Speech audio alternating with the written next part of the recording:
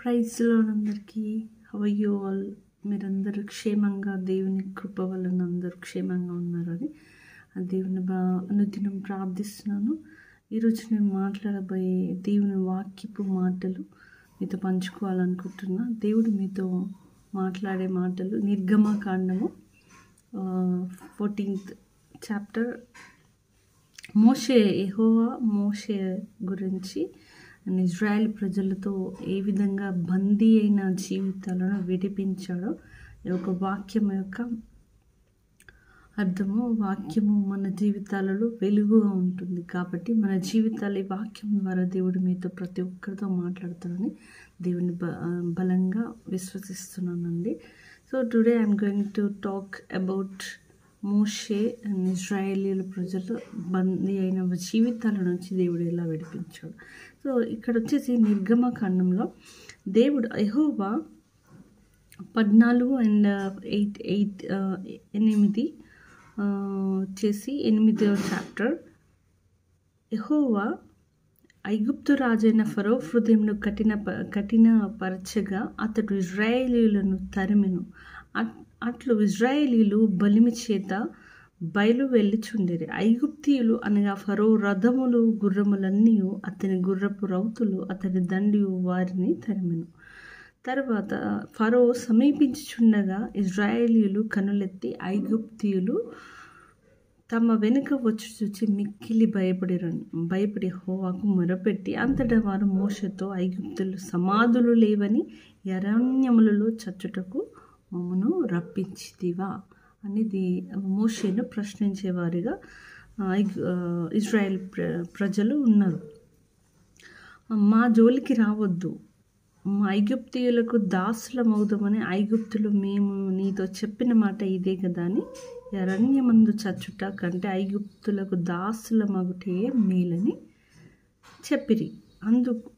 అయితే ఇక్కడ దేవుడు ఇక్కడ ఏంటంటే ఇక్కడ ఐగుప్తీయుల యొక్క బానిసత్వం నుంచి, ఐగుప్తీయుల యొక్క భయంకరమైన పరిస్థితుల నుంచి ఇజ్రాయేలీలను విడిపించడానికి దేవుడు మోషేను నాయకుడిగా ఎంచుకొని ఆ ప్రదేశం నుంచి, ఆ ప్రాంతం నుంచి విడిపించి వీరందరినీ గొప్పగా ఒక ప్రదేశంలో తీసుకెళ్ళి ఆశీర్వదించాలనే దేవుని యొక్క ఉద్దేశం.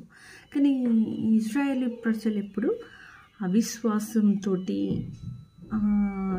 దేవుని పైన నమ్మకం లేక అల్పమైన జీవితాలతోటి పొందే ఆ బందీ అయిన జీవితాలను నుంచి అక్కడే అదే జీవితం అని అనుకొని దేవుడు వెళ్ళే మార్గములను వాళ్ళు విశ్వసించలేదు. దేవుడు ఆశీర్వదించాలనే ఒక ఆలోచన వారు తెలుసుకోలేక అజ్ఞానంగా ప్రవర్తించారు. ఇజ్రాయేలీలు అంటే దేవుడికి ఎంతో ఇష్టము. దేవుడు అబ్రహాము సంతానం కాబట్టి దేవుడికి ఎంతో ఇచ్చిన వాగ్దానం చేత స్థిరపరచబడిన జనాంగం నిబంధన ప్రజలు కాబట్టి వారి పట్ల ఎప్పుడు దేవుడు కృప చూపుతూనే ఉన్నాడు. వారు ఎన్నో సంవత్సరాలుగా, ఎన్నో ఏళ్ళుగా ఆ బందీ అయిన జీవితాలను నుంచి విడిపించడానికి దేవుడు కృప చూపాలని అనుకున్నప్పుడు ఐగుప్తు నుంచి విడిపించాలనే బానిస జీవితం నుండి ప్రతి పాపకరమైన భయంకరమైన పరిస్థితి నుంచి విడిపించి ఆశీర్వాదకరమైన జీవితంలోకి పంపించాలని దేవుడు కోరుకున్నప్పుడు మరి ఇజ్రాయెల్ ప్రజలు ఎలా ఉన్నారంటే అవిశ్వాసంగా ఎన్ని మేలులు చేసి, ఎన్ని ఆశ్చర్యకారములు చూసి, ఎన్ని దేవుడు చేసిన మేలులు అనుభవిస్తూనే దేవుణ్ణి అవిశ్వాసంగా నమ్మే, విశ్వాసం కోల్పోయిన ప్రజలుగా ఉంటున్నారు. ప్రతిసారి ఇక్కడ చూడండి,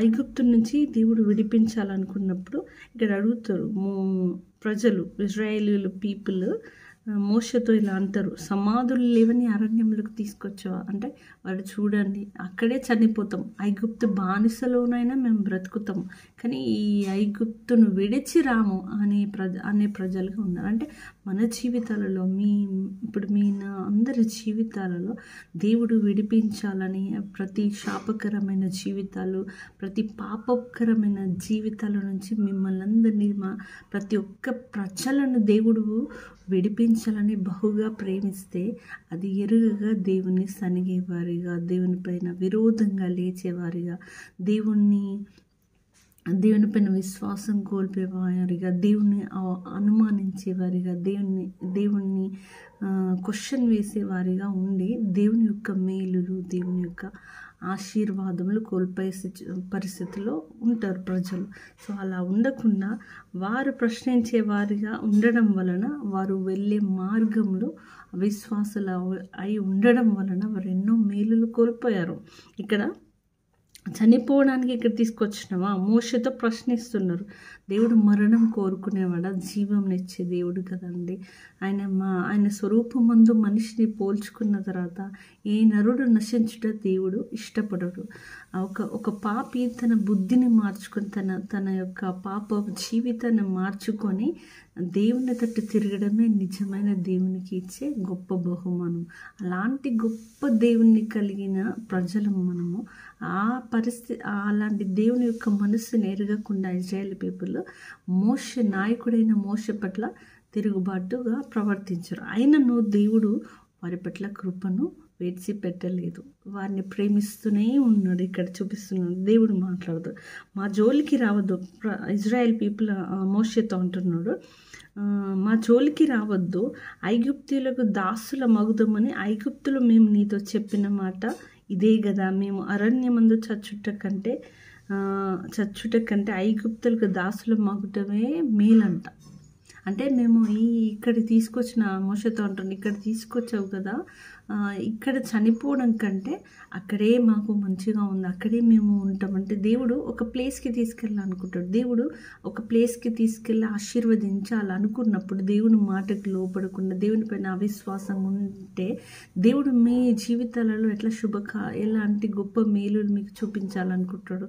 మనం విన్నప్పుడే కదా, మనం లోబడినప్పుడే కదా, మనం దేవునికి మాటలు వాక్యపు వెలుగులో ప్రవర్తించినప్పుడే కదా దేవుని యొక్క గొప్ప కార్యములు, దేవుని అద్భుత ఆశ్చర్య కార్యములు మనం చూడాలనుకున్నప్పుడు మనం దేవుని వాక్యానికి లోబడినప్పుడే కదా. దేవుని మాటలు మేలుకరమైనవి, దేవుని మాటలు జీవమునకు నడిపించేవిగా ఉంటుంది. కానీ ఎప్పుడు దేవుని మాటలు నశింప చేయడానికో, ఏదో అపాయం చేయడానికో, ఏదో మన జీవితాలను పాడు చేసేవిగా ఉండవు. ఇక్కడ కూడా దేవుడి యొక్క ఉద్దేశం అరణ్యమును ఐగుప్తు బానిసత్వం నుంచి తీసుకెళ్ళి గొప్ప స్థానం, అంటే గొప్ప ఆ బానిసత్వం నుంచి ఆశీర్వాదకరమైన జీవితాలను వాళ్ళకి ఇవ్వాలని దేవుడి యొక్క ఉద్దేశం. కానీ వీరు ఎలా అన్నారు? తిరుగుబాటు చేసి మోషేతో సనుగుతూ గునుగుతూ మాట్లాడుతున్నాడు. అప్పటికి వారి పట్ల దేవుడు అంత ప్రవర్తించినా కానీ వారి పట్ల కృపను విడిచిపెట్టాక మోషే అంటాడు, మీరు అందుకు మోషే భయపడుకుడి, యెహోవా మీకు నేడు కలుగచేయు రక్షణను మీరు ఊరకయే నిలుచుండి చూడండి. అంటే అప్పుడు మోషే అంటున్నాడు, మీరు ఏమీ భయపడవద్దు, దేవుడు మీ కొరకు గొప్ప రక్షణ మార్గంలోకి నడిపించుటకే ఈ యొక్క ప్రయాణంలో నడిపిస్తున్నాడు. మన ప్రయాణము ఒక ప్లేస్ నుంచి మనం ఇంకో ప్లేస్కి మనం దేవుడిని నడిపించినప్పుడు ఆ ప్లేస్లో ఉన్న శ్రమలు, కష్టాలు, నిందలు, అవమానాలు అవన్నీ మన మేలు కొరకే అని మనం ఎప్పుడైతే గ్రహిస్తామో అప్పుడు దేవుని యొక్క కార్యములు ఆరంభమవుతాయి.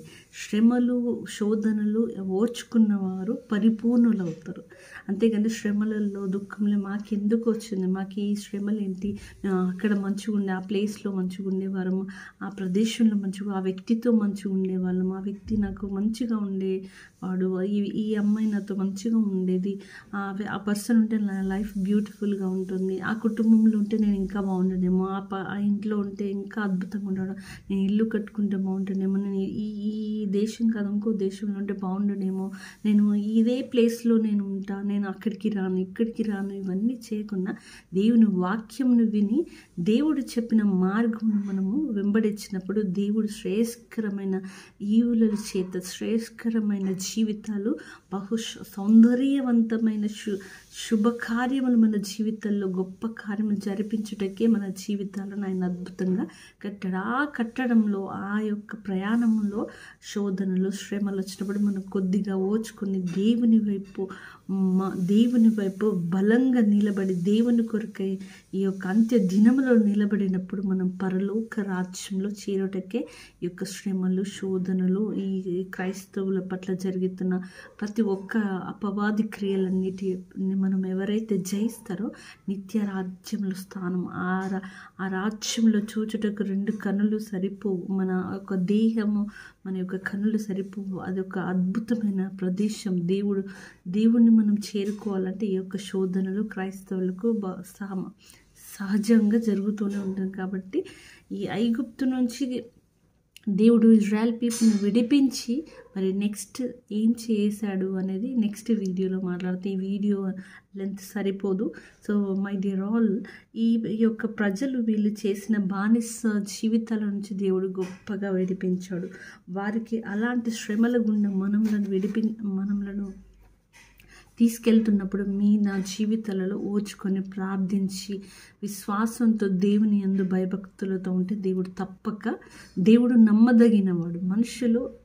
మనుషులు నమ్మితే మీరు ఒకరోజు కాకుండా ఇంకో రోజు మోసపోతారు. మనుషుల యొక్క హృదయము క్షణికంలో మారుతుంది. అంటే ఈ రోజు ఎలా ఉన్నారో తెలియదు, కొద్ది సంవత్సరాల తర్వాత వాళ్ళు ఎలా ఉంటారో తెలియదు. ఎందుకంటే మనిషి యొక్క హృదయము గోచరం అంట. మనుషులు హృదయము దేవుడు బైబిల్లో ఉంటాడు. ఎప్పటికైనా వారి హృదయము మారేదిగా ఉంటుంది. ఇప్పుడు స్టేబుల్గా ఉండదు. ఒకరోజు ఒకలాగా, ఒక 10 రోజులు ఒకలాగా, మళ్ళీ ఒక సంవత్సరంలో ఒకలాగా ఉంటారు. అలాంటి వారి పట్ల కాకుండా స్థిరముగా మిమ్మల్ని ప్రేమించేవాడు దేవుడు యేసు ప్రభువారు. ఎప్పుడు నిన్న నేడు ఏకరీతిగా ఉన్న దేవుడు మన యేసు ప్రభువారు. ఆయన మరణంత వరకు ముదిమి వచ్చే వరకు నిన్ను విడువను అన్న దేవుని మనం మర్చిపోవటం ఎంతవరకు సమంజసం, ఎంతవరకు కరెక్ట్? దేవుని అనుదినం ప్రార్థించే బిడ్డలుగా ఉండండి, విశ్వాస వీరులుగా ఉండండి. శోధనలు శ్రమలు వచ్చినప్పుడు బలంగా నిలబడే బిడ్డలుగా ఉండండి. ఎందుకంటే దేవుడు మీ పక్షంలో ఉన్నప్పుడు దేవుణ్ణి కాదని ఏ విరోధి అయినా మీకు వచ్చిన శ్రమలు వస్తాయి, కానీ వాటన్నిటిలో విడిపించేవాడు యూదా గోత్రపు సింహం. అంటే సాక్షాత్ దేవుడే మనకు తోడుగా ఉన్నప్పుడు ఈ యొక్క లోకపరమైన సంబంధమైన శ్రమల గుండా మనం ఎందుకు భయపడాలి? ధైర్యముగా మీ జీవితాలలో సంతోషముతో శ్రమలలో దేవుని కూడా స్తుతించే బిడ్డలుగా ఉండండి. ఎల్లవేళలా ప్రార్థించే బిడ్డలుగా ఉండండి. దేవునిలో ఆనందించే వారిగా ఉండండి. మొదటగా దేవునికి ప్రాధాన్యత ఇచ్చే బిడ్డలుగా ఉండండి. ఎందుకంటే లోకంలో ఉన్నదంతయు శరీరాశ, నేత్రాశ, జీవప్రమ. శరీరంతో అంటే మన శరీర కోరికలు ఎన్నో ఉంటాయి. వాటన్నీ ఒక రోజు గతించిపోతుంది. కానీ దేవుడు స్థిరస్థాయిగా నిలిచే దేవుడు. ఎల్లవేళలా మన కొరకు ఆయన వేచి ఉన్న దేవుడు. మన ఎల్లవేళ దినమెల్లా ఆయన చేతులు చాచే దేవుడు. కాబట్టి దేవుని వైపు మీ హృదయాలను తిప్పుకొనుడి. దేవుడు మీ హృదయంలో దేవునికి స్థానం ఇచ్చినప్పుడు, నా కుమారుడా అంటాడు బైబిల్లో, నీ హృదయం నాకు ఇమ్ము అంటాడు. అంటే హృదయము అనేది బహు మోసకరమైనది. ఆ మోసం చేసేవాడు వాడు ఎప్పటికైనా మనుషులను ఉపయోగించుకొని ప్రతి ఒక్కరి జీవితాలను నాశనం వైపు, భయంకరమైన పాపపు ఊబిలో నుంచి, స్మోకింగ్ అంటే చేయకూడని కార్యములన్నీ చేపించి ఒకరోజు నిర్జీవంగా నిలబెట్టి దేవునికి దూరపరిచే బిడ్డలుగా ఉంచుతుంది అపవాది. సో పాపపు క్రియల నుంచి, పాపపు మాటల నుంచి, పాపపు చూపుల నుంచి, పాపపు చూసే వీడియోస్ నుంచి అయినా పాపము ఏదైనా మీ జీవితాలు ఏదైతే బంది ఉన్న వాటన్నిటిని దేవుడు విడిపించుటకు వాక్యం ద్వారా మాట్లాడుతున్నాడు. గాడ్ బ్లెస్ యూ అండి. ఈ వీడియో లెంత్ సరిపోవట్లేదు, మాట్లాడాలని ఇంకా ఉంది. మీకు ఎన్నో మేలుకరమైన ఆశీర్వాదకరమైన దేవుని వాక్యము మాటలు మాట్లాడింది. But God bless you all. Next వీడియోలో ఇజ్రాయెల్ పీపుల్ గురించి మాట్లాడాలనుకుంటున్నా. కంప్లీట్గా ఈ యొక్క వాక్యం విని అనేకులకు షేర్ చేసి ఆశీర్వాదకరంగా ఉండండి. Thank you my dear all. దేవుడు మిమ్మల్ని బహుగా ఆశీర్వదించునుగాక. Thank you. God bless you all. Thank you.